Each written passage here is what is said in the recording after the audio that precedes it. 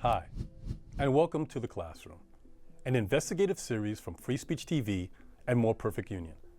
I'm Mark Winston Griffith.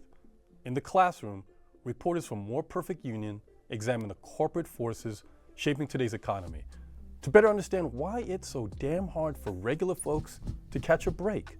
Private equity are investment firms that often have billions of dollars under their management.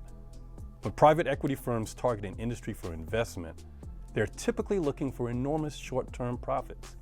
To do that, they often move to radically reduce costs, regardless of its impact on the quality of products or services. Different parts of our healthcare system have become juicy targets for private equity. What does it mean for patients when a doctor's oath of patient care comes up against the profit demands of private equity investors?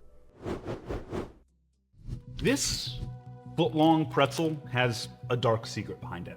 I bought it at a Subway, but it's an Auntie Anne's pretzel.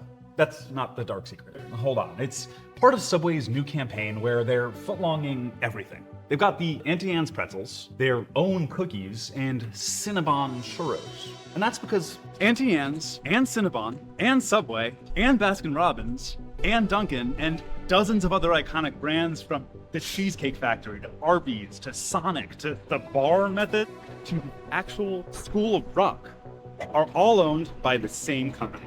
adding up to around 1.4 million employees. And that company, Roark Capital, wants all of the profit of those employees' labor with none of the responsibility or accountability that comes with it. And the fight for them to keep it that way is at the heart of one of the least discussed but most important labor law battles of the year. So let's look at how we got here. This is Neil Aronson. He's a bit reclusive to the degree where most of his Google image results are just this one picture. But these two photos are the most enlightening. One with a table full of fast food, and one with a literal bucket of money.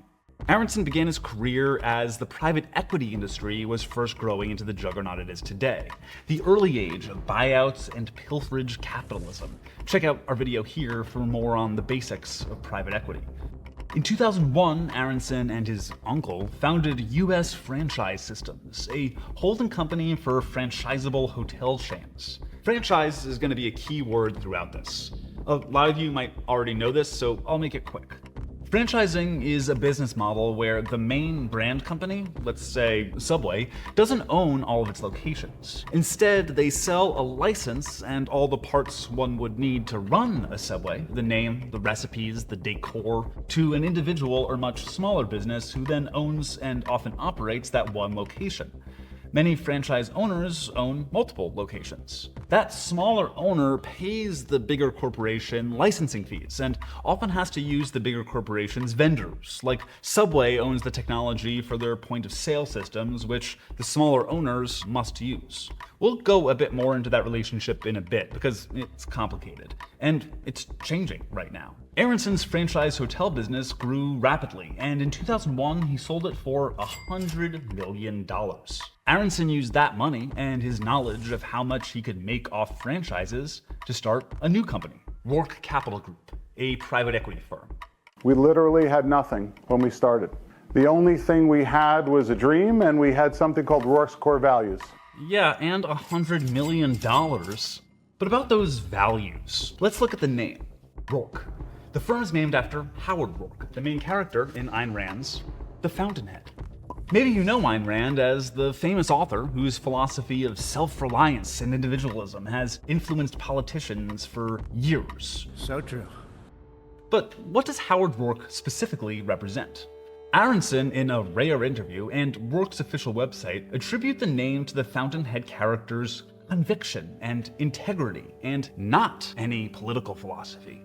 But what Howard Roark really represents can tell us a lot about how the company named after him and Aronson do business.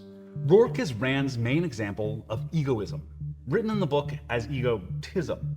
Randian egoism says that selfishness, that's acting purely in one's own self-interest with no concern for anyone else, is not only okay, but is a moral imperative. Here's a clip from a Fountainhead movie that comes straight from the book. I came here to say that I do not recognize anyone's right to 1 minute of my life, nor to any part of my energy, nor to any achievement of mine. The fictional Roark also claims, it's not in the movie, sorry, the egotist in the absolute sense is not the man who sacrifices others. He is the man who stands above the need for using others in any manner. He does not exist for any other man, and he asks no other man to exist for him. We'll come back to that, but let's look at what Roark actually does. Their first big acquisition is Carvel, the ice cream chain. You know, Fudgy the Whale and whatever. And over the years, they just kept expanding and expanding and expanding. They're in food, duh, auto repair, exercise, and even education. Yeah, they own schools. Primrose Schools is a chain of franchised private early education facilities. Franchisees are encouraged to open schools in office and retail spaces, and because each school is independently owned, parents have no idea what their kids are being subjected to. Like one Redditor who reports children being forced to pray before getting fed. So clearly it's a wide variety of brands, but there's one thing they all have in common: incredibly low wages and other worker mistreatment. I spoke with the labor team at the private equity stakeholder project.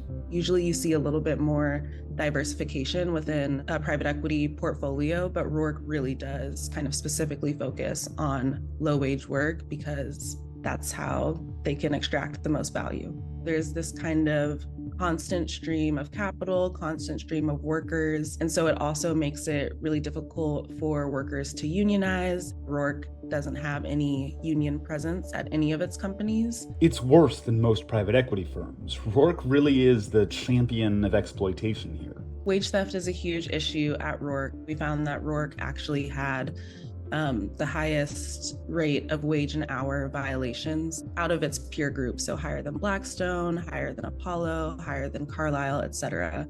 And Roark isn't ashamed of any of this. Inspire Brands, that's one of Roark's holding companies that they own all the other companies through, bragged to franchisees about their efforts to kill the $15 minimum wage and other pro-worker legislation. Federal minimum wage, remains at $7.25, which is not a livable wage anywhere in the US. So how did they get away with treating their 1.4 million employees like this? Because they're not really Roark's employees yet. Let's look at what the franchise model actually means both for workers and franchisees, the small business owners who contract with Roark brands to start Subways and Buffalo Wild Wingses and Dunkins and Schools of Rock. In 2023, Neil Aronson, the head of Roark, was inducted into the International Franchise Association's Hall of Fame. He was the first private equity executive to reach that honor.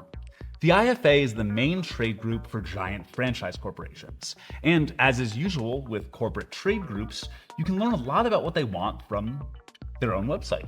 The only political issue that gets its own whole section on their site is something called joint employer, which is about who a franchise employee works for, who is their actual boss, who is responsible for their rights.